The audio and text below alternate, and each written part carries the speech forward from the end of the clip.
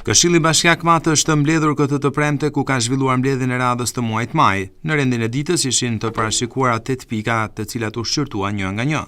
Miratimi i rendit të dytës. 2. Shqyrtim dhe miratimi fondi 6% ndihmë ekonomike muaj prill 2026. 3.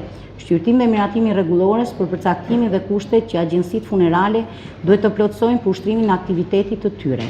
4. Shqyrtim dhe miratimi një ndryshimi në buxhetin e vitit 2026. 5. Shqyrtim dhe miratimi disa shtesave në paketën fiskale të vitit 2026. 6. Shqyrtim dhe miratimi një ndryshim në VKB numër 31 datë 30/3/2026 mbi dhënien e bursave nxënësve jetim. 7. Shqyrtim dhe miratimi listës shtesë të 11 familjeve përfituese të programit të strehimit social, subvencioni qiras dhe shumën e bashkëfinancimit. 8. Shqyrtim dhe miratimi dokumentit të vlerësimit të riskut nga fatkeqësitë natyrore Bashkia Matë, 9 të ndryshme. Atëherë, jeni dakord me rendin e ditës? Hedhim votim? Miratohet? Pas miratimit në parim të rendit të ditës, Këshilli shqyrtoi dhe miratoi pikën e radhës fondin 6% të ndihmës ekonomike për muajin prill 2026.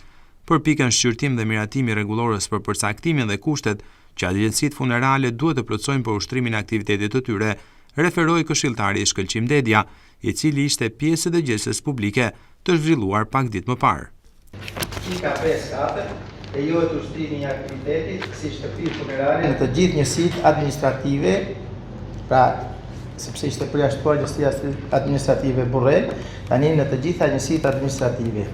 Në një distancë 70 deri në 100 metër linear në vijë ajrore nga objekti njësi banimi. Nëse ka diçka, objekti njësi banimi është shtëpia e banimit për qytetarët në që kemi pranisht.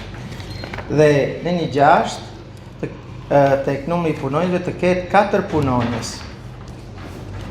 Kështu është arritur në komision.